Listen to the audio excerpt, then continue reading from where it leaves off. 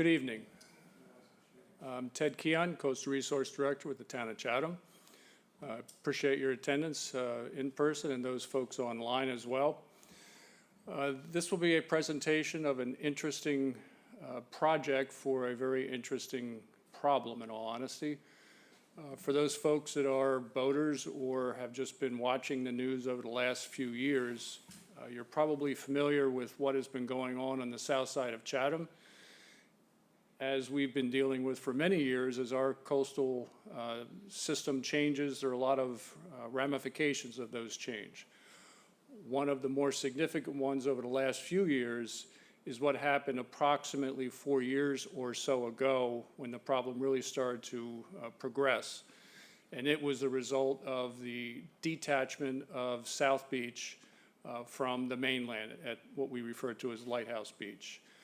When that occurred, there was a new flow of water that was now coming in what was the old 1987 inlet that now wants to flow to Nantucket Sound. I'm going to let John get into much more of those details. But as that occurred, and over the next few years, we saw a very drastic impact of that change. We had very severe shoaling, as this picture attests, coming past and through Crescent Beach, through the Morris Island Cut, and shoaling in the entrance channel to Stage Harbor, which I think we all recognize is an incredibly important navigation artery for the community and our maritime community. So we've had to do repeated dredging annually, both at the county level, fortunately, that's available, as well as the Corps of Engineers. In some cases, we would dredge in the spring, late winter, early spring, and then the Corps would come in later just to make sure that channel was open up for the summer boating season. In addition to that, we've had substantial erosion of what we refer to as Crescent Beach. John, again, will discuss this. The erosion actually is very close, almost identical to where the Corps of Engineers back in the early 60s closed off the old entrance to Stage Harbor and relocated the channel to its current position, basically for many of the same reasons as we're dealing with today. The cycle has sort of repeated itself, if you will. So John Ramsey, our consultant from Sustainable Coastal Solutions, will be presenting our results. We've had briefings before the public in the past, but we're at the stage where we are ready to move into the permitting phase. And we really wanted to get this project out in the public again. We're anxious for any comments or questions on the project, and we're going to be moving into the permitting phase, as I indicated. This work has been funded through Coastal Zone Management, repeated coastal resiliency grants, which has been very, very helpful in supporting this effort. It is a complicated kind of approach to this issue. It's a unique solution that will be probably the first one in Massachusetts, if not much of the East Coast. The one thing I do want to highlight, this project is simply going into the permitting phase. Whether we ever do it is to be seen. And that will be the result of a lot of discussions in the general public as well as with our select board to decide whether we need to do it. Has the issue, quote, gone away? Or do we really need to do something, presumably this type of approach, to address which is impacting our navigation and has the potential to breach Crescent Beach, which would not be a very good scenario at all. So I'll let John take over. He's going to run through, again, a lot of the background of how we got there and then a little bit more details on the project itself. Thank you. Thanks, Ted. So I just want to point out before I start, Ted had mentioned that we get funding through the CZM. Obviously the town is also funding this as well. But it's not just us at Coastal Solutions who have been working on this. We've also been working closely with the Provincetown Center. Grant Geis and Mark Barley have been invaluable. And I should also mention my co-engineer working on this, Sean Kelly at Sustainable Coastal Solutions, who's done a great job in a lot of the modeling and analysis that's behind all this. So one of the things, obviously you see from this slide that we're going to be talking about these temporary flow structures. And when Ted alluded to the point that we don't know if we're ever going to build this, the reason why you wouldn't build this is because the problem is started to go away. Keep in mind that as you guys have looked at the south coast of Chatham, things change very rapidly. And I'll go through and talk a little bit about that. But one of the things that we came up with is something of a unique solution, mainly because flow goes nearly one way from the ocean to Nantucket Sound 90% of the time. So it really ends up being something that is akin to more of a riverine situation as opposed to a typical coastal situation. So the type of analyses and also the type of solution that we came up with is more akin to something you might see on the Mississippi River than maybe you might see on the open coast of Chatham. So I do want to give a little bit of background, yeah, it's okay. You guys can see my cursor. That's good. So the first thing I wanted to point out was what Ted had pointed out. This is an old aerial photograph from, sorry about that. Let's go back there. Old aerial photograph from the 1960s. What you see up there in the top right is the Army Corps project. The dike that they built is along Crescent Beach, and then they opened the new inlet over to the west. So they moved the inlet about 2,800 feet, about a half a mile to the west, and that dike connecting what used to be the old end of Harding Beach to Morris Island is about 2,000 feet long. And so that's sort of what they did to mitigate the issues they had. At the time, back in the late 50s, that area was open to the open ocean, and that was shoaling in quite extensively. So they decided to move the inlet, and at the time, it was a great solution, and it worked very well.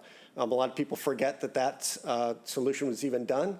One of the things you also see, there's kind of that arc offshore. There was actually a pile structure, a pile wall that was built as wave protection while they constructed the dike. Show where that is. So that's this arc right here. So that is a pile structure, and you can still see some of the piles, some of the remnants of the piles that are still there. So fast forward, as we go through this whole cycle of everything repeating in Chatham and the system of barrier beaches breaching and reforming. Fast forward to near today, as Ted had mentioned, in 2011, you had South Beach. You basically had Lighthouse Beach connected to the shore here, and then it started narrowing as the inlet started squeezing down, and then eventually that breached and formed what is known as Fool's Cut, which connected, obviously allowed you guys to, as navigation, allowed you to now connect from Stage Harbor and have the Morris Island Cut that went right up into. You're going to go out into the ocean or go up into Chatham Harbor. So that had a navigation help, but it had also some adverse impacts, and I'll talk about those as we move forward. So this is, just kind of this is going to roll through a bunch of aerial photos over time, back from 2016 to basically present. And one of the things that you see, I'll let it go through this first cycle, but one of the things that we see is after the breach forms, you start seeing all of this, the beach continue to move south, and then also the broken up beach is migrating landward.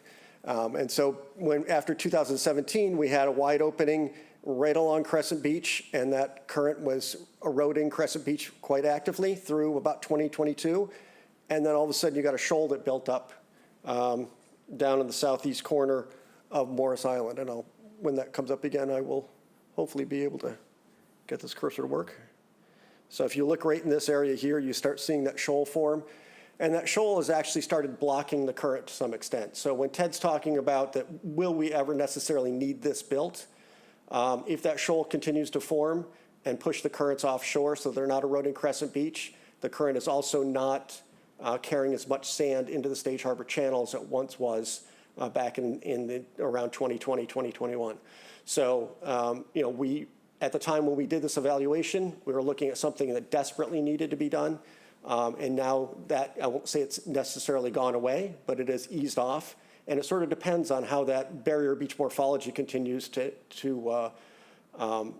evolve. And so if we end up getting another breach through that area and opening that inlet up again, and that shoal gets pushed over, we're going to be back to the same situation we were.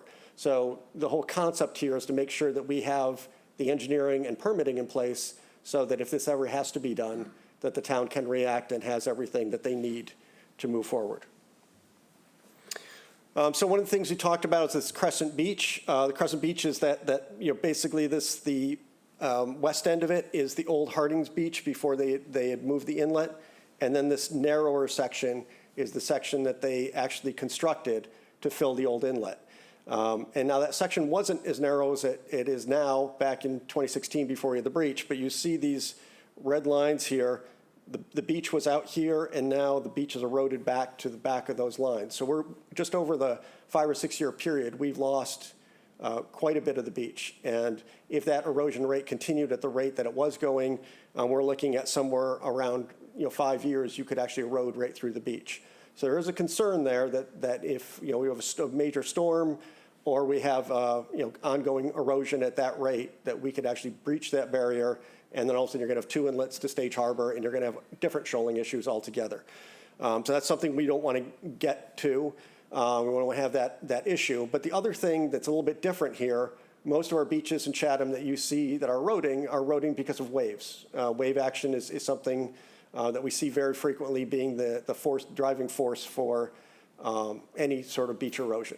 In this case, because we have this very confined current that was tucked up against the shore, it's the current that's actually eroding the beach. So when we have higher tides, that current is fast enough so that it actually erodes the face of the beach, and we're actually having sand carried away by the currents, and that was what was originally causing the massive shoaling that we were seeing in Stage Harbor.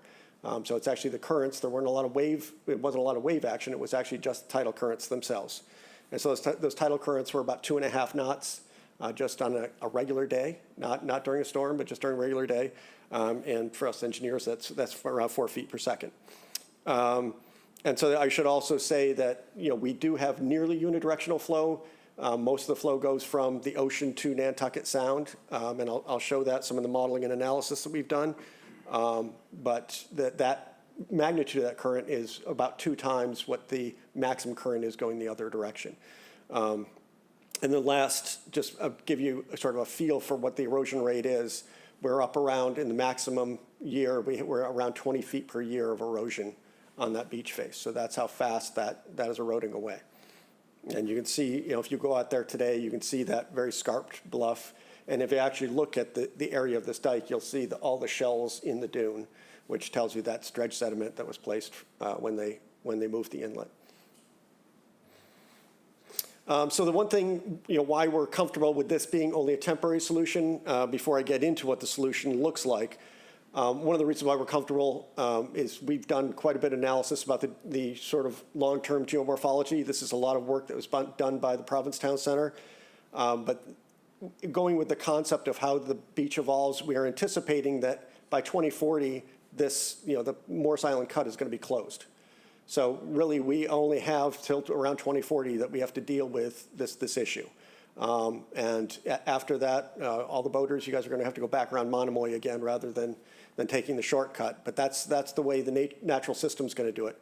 But in the interim time, we are concerned that the impacts of this to both Stage Harbor Channel and Crescent Beach stability are worthwhile taking at least a look at some temporary solution that we can deal with that's going to hopefully be more cost effective than the town having to do all that dredging, and also give us the security that Crescent Beach will remain stable. And then obviously, as we go further into the future, that whole Monomoy is going to be connected as one longer barrier beach like it historically was. By 2070, you're going to have that whole contiguous area that probably doesn't really have too many overwash areas the way you see it now. So one of the things that we did is quite a bit of modeling. I'm not going to go into this in great detail, but suffice it to say we do a lot of computer modeling to make sure that we are evaluating existing conditions, so that when we're looking at scenarios for trying different options, we can actually see what the effect of those are. So the key thing is to make sure when you're looking at existing conditions, you develop a model that can be calibrated. And so we're looking to make sure that the tides in all the locations are set up or match what is actually happening. So, and that's part of the calibration process, and we go through all of that to make sure that the existing conditions model works. So at the top there, you see kind of just the tide plot. The only thing I want to point out there, the bottom is basically the ocean tide, and you see that tide range is quite a bit larger than what is over by Stage Harbor. And so just the tide range in the ocean is on the order of 8 feet, where the tide range over by Stage Harbor is closer to 4 feet. And the tides, when they get higher, they tend to drive, the ocean tends to drive a lot of water more so in the direction of Nantucket Sound than the other way. And so that's just, with that cut being open, it just creates a very unique situation. And so again, I don't want to get involved in the model too much, but again, just to give you an idea, all those little cross points here are locations where we're actually calculating velocities and water elevations. And so within this model, we have somewhere around 50,000 points where we're calculating that, all the way through several tidal cycles and looking through that whole process. This is just a video of what the model output looks like. And again, we have 50,000 points. I don't want to overwhelm you with that, so you just have a handful of arrows on here. But it's just kind of going through the cycle. On the right is the scale of what the water elevation is. The arrow length tells you what the velocity is doing. So the longer the arrow, the stronger the flow. So when you see these, when it's flooding from the ocean into Nantucket Sound, you see the arrows much longer and for a much greater duration than when it turns around and flows back into the ocean. Especially along the area of Crescent Beach, which is the area we're most concerned about, is along here. Crescent Beach, there's very high velocities going west and very light velocities going back east. But that's the area that's eroding very significantly, as well as the east side of Morris Island. You see the same thing. All that sediment from the east side of Morris Island and all the way through those shoals. You can just take a look at the aerial photos and you can see that all of that material is heading into Nantucket Sound and basically into Stage Harbor Channel to some extent. So all that material is heading in that direction. And this model just gives us the ability to quantify a lot of that information. And so this is just a quick 2 screenshots of model results. On the top left is the maximum ebb currents, or at least what we're calling the ebb currents. Ebb is the outgoing tide. So in this case, you see what the maximum currents are, and there really are, sometime right around when the water's right around mean sea levels when you get the highest outgoing currents. On the incoming tide, it's when you have the highest tides in the ocean, and those are much more significant currents, as you see on the bottom right. It's really the stronger currents right at the inlet into the ocean. They're both about the same, the currents going in and out. But when you get down into Morris Island Cut, the currents on this flood tide are much stronger. And obviously for any of you guys who have been out there, I'm sure you've observed that. So one of the things that we looked at, and again, we've been doing this, we're on our, I believe, our 3rd year of grants. We wanted to go through this whole process of an alternatives analysis, making sure that we're looking at everything. What happens if we don't do anything, the no action. Environmental agencies always ask us that. We looked at some odd combinations of reorienting the inlet, relocating the inlet like they did last time, flow control structures, and then also flow control structures with doing some beach nourishment.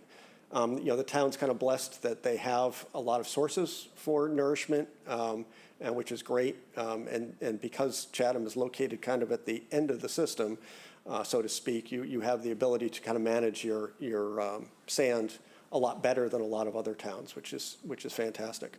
On the bottom right, it's the picture we had from the beginning, but for those of you who didn't pick up on it, this is the dredge actually trying to reopen the channel.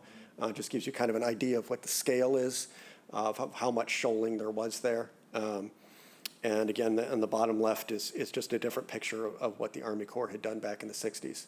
So, the Army Corps designed that in the early 60s, and it was actually implemented in the later 60s. So obviously we have to look at the no action alternative.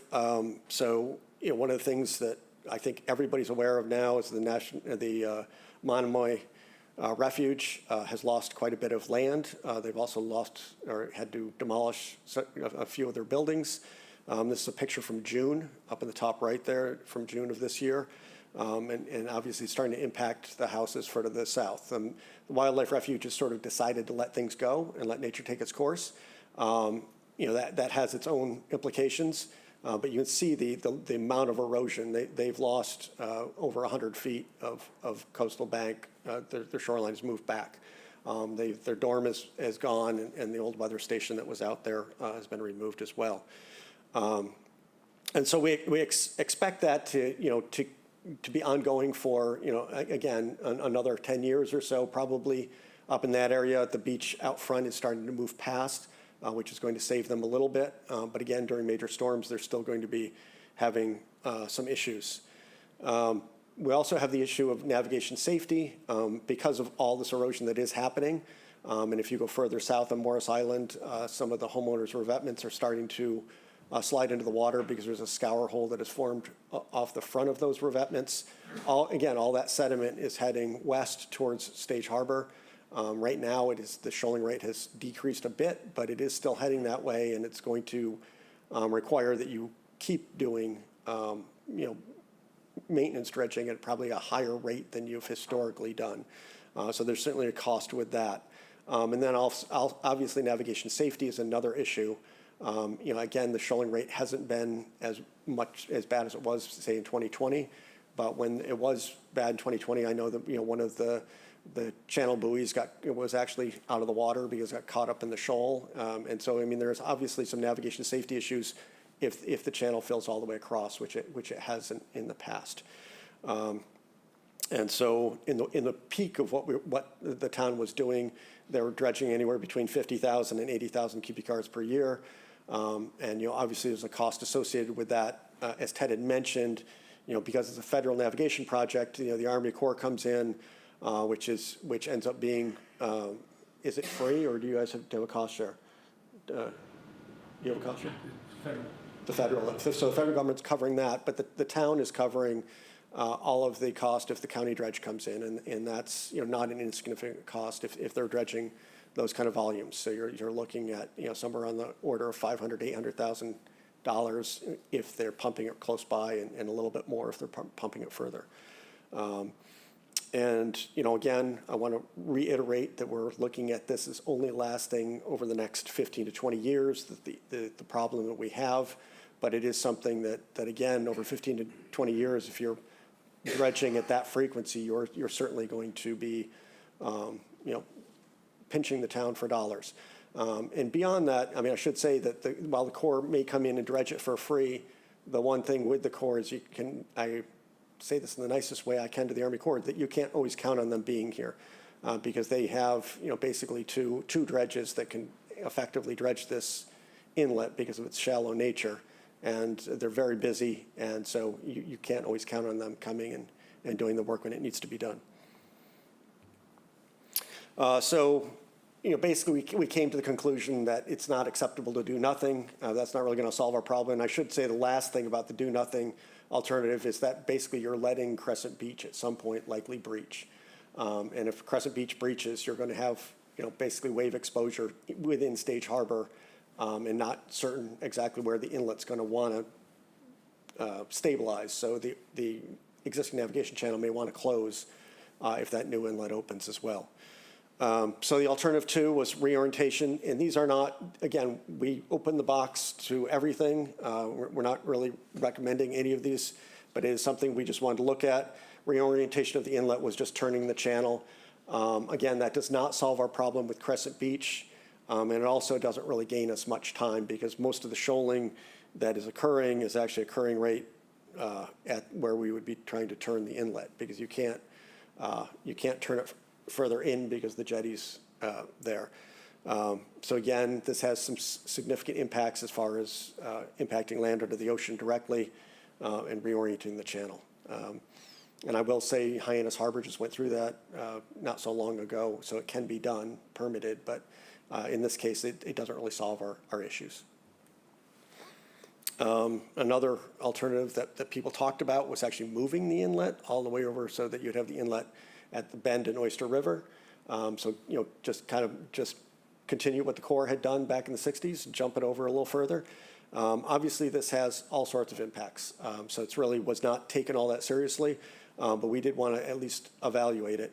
So just kind of the idea would, obviously, it would increase boat traffic in Oyster River, create issues with going across the salt marsh, issues with piping plovers on the beach, other intertidal habitat impacts. So we, kind of just looked at it, didn't think that was going to be anything that was going to be realistic, and certainly there'd be issues, at least publicly, for all of you folks. If anybody lives on Oyster River, I probably wouldn't want that extra boat traffic coming through my neighborhood either. And again, by doing that, you're not addressing the issue at Crescent Beach either. So then we jumped to this whole concept of flow control structures. And through this process, we looked at numerous different types of flow control structures. But this is what we ended up coming up with was this concept of veins and a groin feature that is just trying to slow down the current and basically giving an ability for the area to start accreting in this area of these veins, and then also shifting the flow a little bit further offshore so that when the flow is coming across, if it is carrying sediment from Morris Island, that it's not going directly into the navigation channel, in at least the landward part of the navigation channel, and it would be dispersed over a much wider area. So these are a series of different veins orientations we looked at and modeled, just trying to come up with the best one. And the groin section was trying to basically cut across what the existing navigation channel, or the deepest part of the navigation channel, I won't call it navigation channel, the Morris Island cut that people use. It's the deepest part of that, but it is something we want to basically cut off because that's the area that's scouring out and creating a lot of the erosion problems that we're seeing. So the groin is the solid feature, this long solid feature that attaches to the shoreline, and then the veins are these shorter pieces that are further offshore, and it's just kind of a matrix of them that is there to disturb the current and let the sediment drop out. So with that, looking at these results, it's the option B and F that turned out to be the better ones of those as far as what they do regarding how much they're reducing the shoaling and what their effect on the current field is. And it turned out after further analysis that this alternative F, which is the one that's further east, right, it basically is right on where the narrowest part of the dike is, it turned out to be the best option. The other side of this option, which was not considered as far as our evaluation, but it turned out that this option was actually outside the Monomoy National Wildlife Refuge, which makes our lives a little bit easier if we're trying to permit something to keep out of the wildlife refuge. On the bottom is just some model results that indicate where we have increased shoaling or increased scour. And so if you look at that, the red is an area where we'd have increased shoaling. So the matrix in this area, if you put the matrix out here, you end up with a kind of a shadow that allows sediment to drop out. And so you're basically disturbing the flow, slowing it down and letting it settle out, and then you get right at the tip of the array, right at the tip of the array, you're going to have some additional scour. So basically you're pushing the currents further offshore. But overall, we're getting kind of this shadow of additional sediment dropout, and this looks like it's additional scour, but it's actually just less accretion than was happening. So the blue it's either less accretion or scour. But in this case, this is where all the sediment was coming into the inlet. That blue is actually identified as less material dropping out into the channel.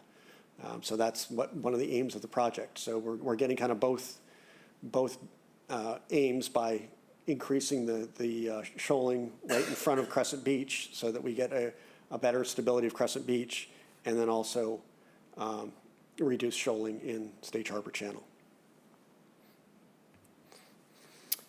So again, because I said we were going through a 3-year process. This is, in the second year we were doing some refinement. We went out and collected more data, and that's where we started seeing the shoal starting to form, and that's the red here. And so basically, for all of you who've been out there, you kind of go around that shoal, but you still see the channel kind of then goes and hugs Crescent Beach face again. But if that shoal continues to build, it is slowing down the current, and certainly by slowing down the current, you're not getting nearly as much shoaling in Stage Harbor, and the erosion rate on Crescent Beach has started to wane a little bit.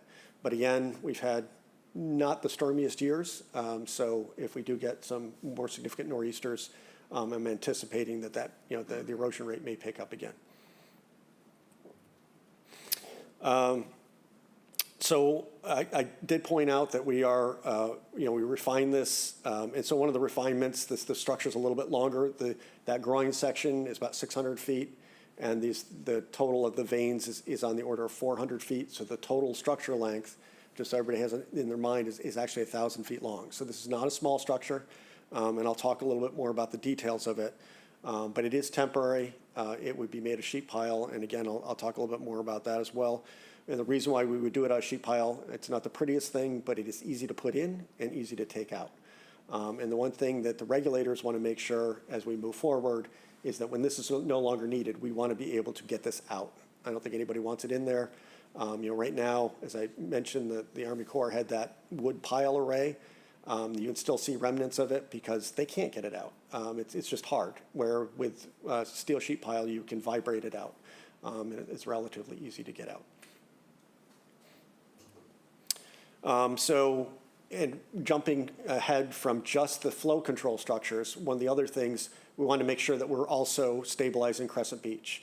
So once we get the current slowed down, we want to actually have a nourishment template there that we can fill when the town has the money. We don't have to fill it all at once. We can fill it over time, but we wanted the template in order to fill it back to where it was prior to Fool's Cut opening. Requires about 9 acres of fill and about 84,000 cubic yards. But again, that does not need to be all done at once, but it is something that we've suggested pushing forward through permitting, so you have the ability to do it when you have the financial capability to do that, because you do want to return Crescent Beach to the way it was, to make sure that it's stable for the long term. So this is just going through another set of aerial photos. The green line is the outline of the Monomoy Refuge. The white is the structure that we're talking about putting in. And obviously you see where Crescent Beach is. So just marching through from April 2018, you kind of get an idea of that very strong tidal current flow that goes through here that's creating our problem, and that deeper channel that people were using. So in 2020, you can see it, even better incised, and but then you start seeing the shoal build up right here, and that shoal is now deflecting the current away, but you still have that deep channel right along Crescent Beach, and again that shoal. I don't think I went after this, but in 2022, you do see that shoal forming, but again the currents are now coming around and pushing up against the beach here. So this also just throws up the footprint so you can get an idea of what the Army Corps, when they move the inlet, here's their dike, here's the old end of Harding Beach, here's their wood structure that they had offshore, and this is the white is the new structure that we're proposing to have permitted. So it kind of gives you everything in a kind of exactly where it is and outlines up to the Monomoy Refuge as well. So with this preferred alternative, the other thing, because everything is moving so rapidly, one of the things that Ted's done as far as doing nourishment or dredging projects in Chatham Harbor is kind of come up with a zone of dredging, just because, as things move, you can't always put the channel in the same location because you're just chasing nature. So the concept was to kind of come up with a zone of dredging when he does those projects. So with this, we also, kind of are trying to use that same idea to have a zone of placement. So if you're required to optimize exactly where this ends up being located, because these structures can be taken out and moved. So we wanted to have an area where we could move them around into to optimize where they are relative to the conditions that are going to be, that we either predict are going to happen or that are in existence when we eventually get around to potentially building this. So right now, the structure is designed to be in this location, but we have this whole placement area where we could move aspects of it depending on how the morphology changes in the system. And obviously, we would have to go through that, and before if we ever got to the point where we actually built this, if we were going to move it, we would have to get regulatory permission as to why we're moving it and go through that whole process. But we did want to have the option available. I'm not going to read this slide, but what I did want to point out to everybody is we went through and evaluated each of those alternatives through a whole set of criteria to come up with what the preferred alternative was. And that's something that the regulators require that we do. But it's just environmental impacts, ability to achieve the project goals, and then obviously cost is in there as well. This is what the permitting plan looks like. Again, from an engineering standpoint, this is just the footprint of the beach fill that whole 84,000 cubic yards. And then this is what the structure would look like in plan. There's the bathymetry underneath, and then you see that zone of placement. So I wanted to throw it out there. And the reason why I want to sort of put this out there is what Ted had mentioned. We're in the phase where we are ready to start permitting. We have our permit applications developed. We just basically are looking to kind of trigger that process. So this has been developed beyond just conceptual. We are now have things on engineering drawings and it's ready to go. And so I want people to get an idea, because this is, I would be the first to admit, this is not going to be the prettiest thing in the world. This is going to be made out of steel sheet pile. So this is just an example. This is a project in Texas. There would be no, at least right now, we're not planning on having any wood. This would be all steel, and it would just be the steel panels that you see here. And there would be navigation lighting as needed. As far as the groin construction, part of that would be done from land. Most of it would be done from the water through a barge. And then those smaller veins offshore would be placed from a barge.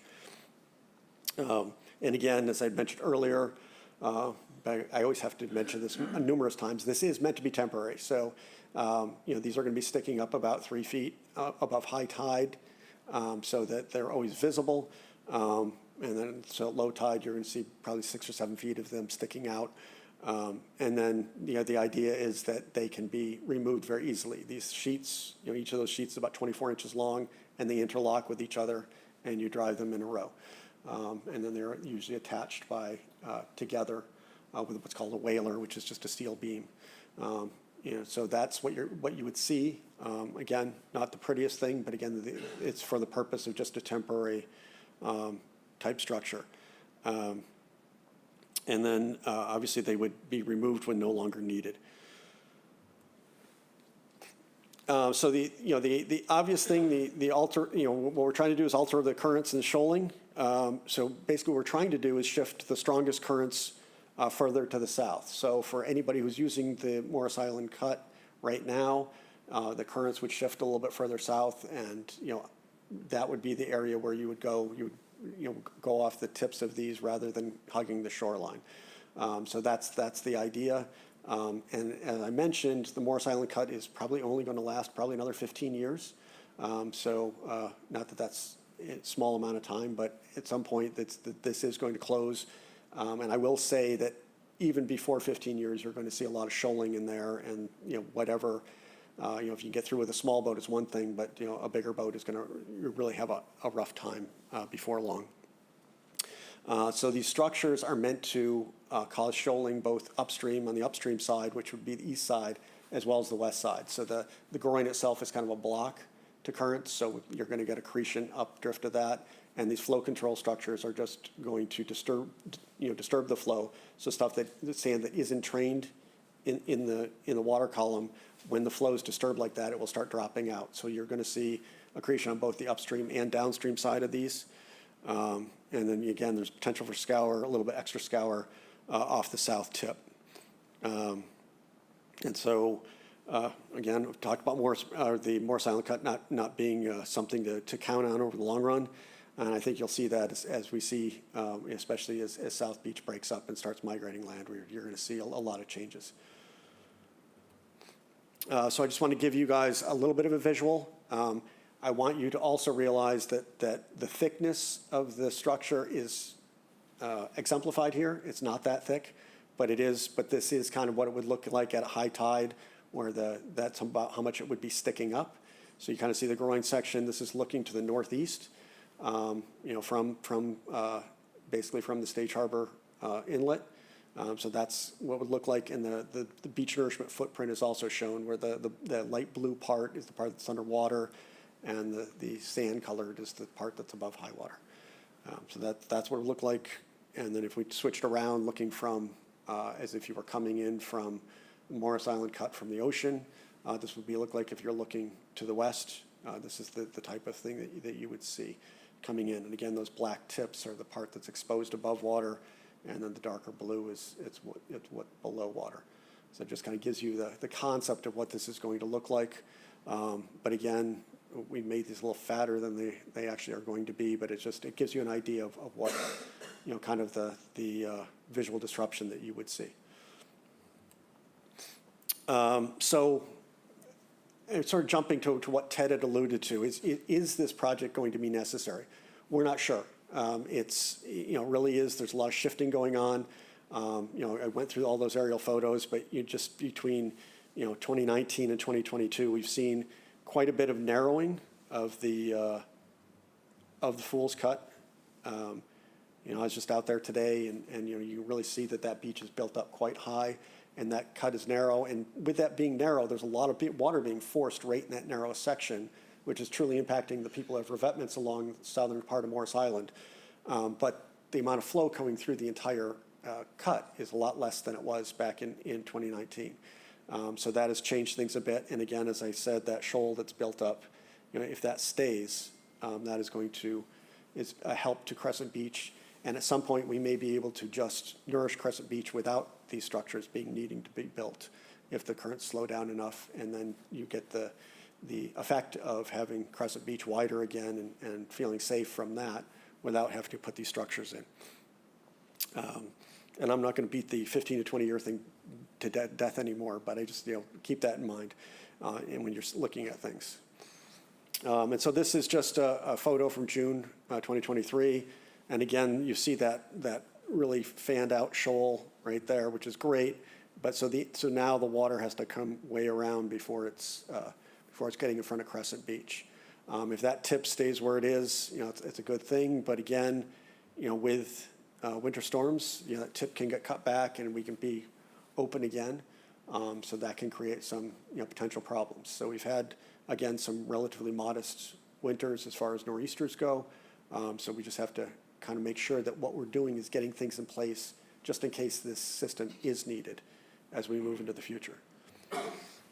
And so next steps, as we'd said, we have our permit applications put together and we're ready to start filing. The first step is with the Massachusetts Environmental Policy Act. So we have that document ready to file. And then after that, we would go in and submit all the local, state, and federal permit applications. We have numerous applications we have to do. And this project actually has one extra complication because we are actually impacting an authorized Army Corps of Engineers project with the dike. We're actually modifying it, so we actually have to get an extra permission from the U.S. Army Corps of Engineers as well as the regular permits. And then through that process, after we file the permits, we would be addressing all the agency's concerns over this next year. We just received another grant going through June of 2024. And then through that process, obviously, the other thing we want to make sure is we're getting questions from you, any of your concerns that we're trying to address through this as well.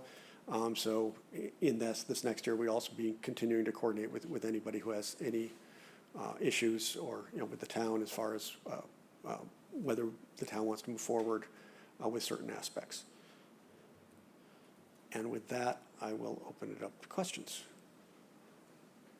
I think we'll come to the microphone. Is that how we're doing this? Pardon? Do you want to come to the microphone? Yeah, sure. Yeah, sorry. Could you talk a little bit more about what the boating channel would look like with the project in place? I kind of lost you there. You weren't very specific. Yeah, I think, for, at least for the near term, the boating channel would just move offshore from where it is now along the tip there, because we're going to be creating some shoaling against Crescent Beach. So now you tend to hug Crescent Beach and then turn out around the shoal, that where the structure is going to be placed, the boating channel will move seaward. So you'd be off the tip of, the south tip of the structures would be where the deeper water would be. But then the reason why I don't want to be too specific is because there's a lot of sand moving, and the one thing I will say is, as I mentioned, that channel is going to start shoaling up pretty significantly in the not too distant future. So, right now you can get through it. I just don't, it's not because of this system being built that it's going to cause you to not be able to get through it. But I will say that at some point in the not too distant future, you're going to have a hard time at certain tides getting through it, and then eventually it's going to just shut down. So there's no way of getting through the structures then, in between them? I would not recommend that, no. That would be an unsafe thing to do. Each of those veins is on the order of about 30 feet, and the space between them is about 30 feet. So can you physically potentially do it? Maybe. I think it would be very dangerous because of the disturb. The question. He was off the mic. Oh, okay. I'll repeat that question just because you weren't on the mic. So the question was whether as a boater you can go through the structure field to get out. And what I'm suggesting is that you don't try to do that. Whether you physically can or not is a possibility, but the currents will be very turbulent within the vein field, and it would be very dangerous to do that.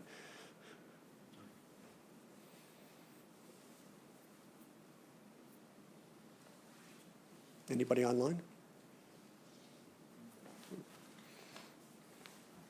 We do have a question from Jeff Dykins online. You mentioned that Crescent Beach was eroding at a maximum of 20 or 30 feet per year. Do you have a current rate? We don't have a current rate for this past year. It was on average, the worst part was about 19 feet per year between 2017 and 2022. So we don't have a rate for this past year, which we just haven't pulled the analysis forward yet. And the other question for you or for Ted is it sounds like that shoal off the southern tip of Morris Island is doing a large part of what this series of structures would do. What's the process for keeping tabs on that and seeing if it really will solve the problem? Well, I think what we will be doing, the town takes vertical aerial photos every year, so we can keep an idea on that. Plus, Spencer Kennard is also taking photos that we get just to keep an eye on things. So right now, that's sort of the way we're keeping an eye on things. But I will say that if that is, it ends up being fairly obvious what ends up happening because the town's not doing as much dredging. And probably the best way of keeping tabs on it is just seeing how the erosion of the Crescent Beach is progressing. Because even if that shoal exists, it is doing part of the work. I'm just not sure it's perfectly optimized for it. I wish it would move a little bit further west. If it does do that, it would be outstanding for the system. But we will certainly be keeping tabs on it through the process of permitting. Thank you. Yeah. Do they? Go ahead, Jeff. Yeah, thanks. Hopefully you can hear me okay. So I guess just a question for Ted. Are we going to pursue the permitting anyway, even though that shoal may help us out? Mother Nature, via serendipity or whatever, may help us out here. But do we pursue, you think, strategically the permitting anyway, so we have something in our back pocket in case that changes and the shoaling gets worse, et cetera? And then a second question, just the cost. Thanks. The first question, yes, the permitting is to have that hip pocket option, if you will. And even if, these types of permits typically may have only approximately 3-year duration. During that window, we would decide whether we want to extend those permits because we don't need to do it, but we just want to have those in place so that we have the option if it's all decided that we want to implement this. John and I have kicked around sort of what the potential costs of this are. We're still at the kind of early phases to develop that, but we are probably in the order of 2.5? 2.5 to 3 million. Yeah. 2.5 to 3 million, because this is not a small structure. It's easy to install, so to speak, but it's a lot of material, and you still need a, very qualified contractor to get out there. So we are in that 2.5 to 3 million, estimate of cost at this stage. That's a lot of dredging you could do, but at the same time, as we've discussed before, dredging does not come cheap. And, we've been very fortunate that the county has been able to keep up with our work when we've needed it to some extent over the last few years. And we're not paying for the core work. If we had to pay for the core work, that would have been a lot more money. I just did a quick calculation of how much dredging the town has performed since 2020, and it's approximately 100,000, just over a little 100,000 cubic yards of sand. The Corps, in that same period, and they did not come this year, removed 170,000 cubic yards. So if we had to pay for that, that would have been multi-millions of dollars just to get to where we are today. If that answers your question, Jeff. Yeah, it does, Ted. And I also wanted to say that I just found the modeling, pretty fascinating. It's very cool modeling. And if you could just model that shoulder, get right in the way of the flow, it'd just be great. Thanks. Yeah. Understood. Yeah, I mean, it is a big number, but we spend, approximately $500,000 a year on dredging, and if you're talking about another 20 years, that's 10 million. So anyway, thank you. Yep. Really cool.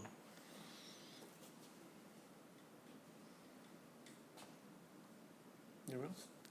Anybody else online?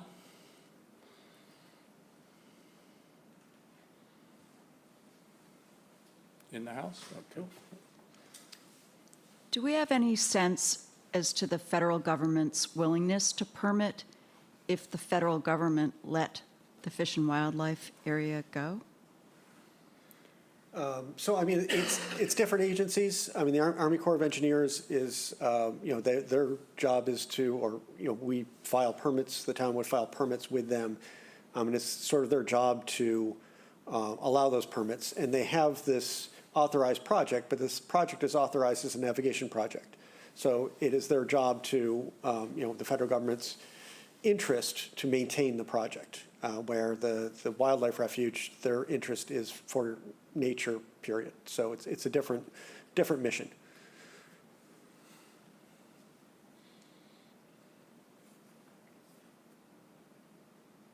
Anyone else? If not, then I think we're wrapped up here. I appreciate your attendance.